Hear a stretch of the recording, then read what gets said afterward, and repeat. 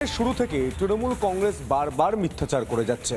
নতুন মিথ্যাচার দেবাংশু ভট্টাচার্য দেব এই ফেসবুক প্রোফাইল থেকে, দেবাংশুর প্রোফাইল থেকে লেখা হচ্ছে এসআইআরে ভারত সেবাশ্রম সংঘের 40 জন সাধুর নাম বাদ গিয়েছে এবং এই ঘটনা সত্যিই না মিথ্যা তা জানতে রিপাবলিক বাংলা পৌঁছে গিয়েছে ভারত সেবাশ্রম সংঘে। সরাসরি কথা বলার চেষ্টা করব। স্বামী দিব্যানন্দ মহারাজ রয়েছেন।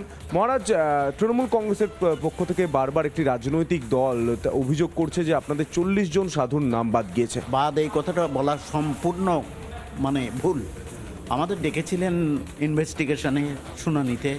আমরা কালকে 22 জন গিয়েছিলাম। যেমন আমি বিদেশে কাটিয়েছি বহু বছর, আমার 78 থেকে তারও আগে থেকে আমার 6খানা পাসপোর্ট আমি নিয়ে গেছিলাম। আমি কোনটা দেখবেন, তখন না স্বামীজি লেটেস্টটা হলে হয়ে যাবে। তো আমরা সন্ন্যাসীরা গিয়েছিলাম, যেমন ইলেকশন কমিশনার ডেকেশন এবং তাদের কনফিউশন, আমরা গিয়েছিলাম এটা ঘুচিয়ে দেওয়ার জন্যে।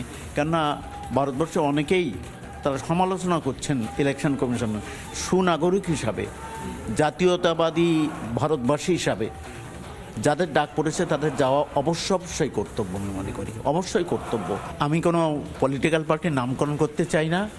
আমি আমাদের বাংলাদেশের সব ব্রাঞ্চগুলো আমি দেখি অ্যাজ অ্যান ওভারসিজ রিপ্রেজেন্টেটিভ। বাংলাদেশে যাই এবং বাংলাদেশের সব ব্রাঞ্চগুলো দেখি। বাংলাদেশ থেকে কাতারে কাতারে মুসলমানের দেশে অনুপ্রবেশকারী রোহিঙ্গা তো আছেই, এবং মুসলমানরা তারা এদেশে আসছে।